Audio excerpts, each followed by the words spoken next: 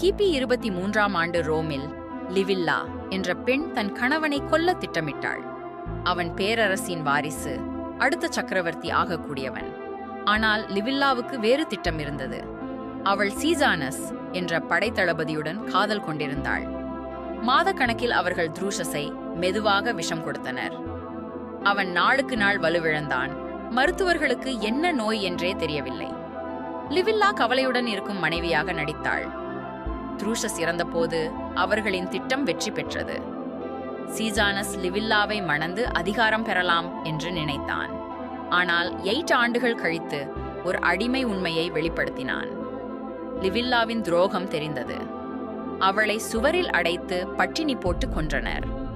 காதலுக்காக செய்த துரோகத்தின் கொடூர விளைவு இது.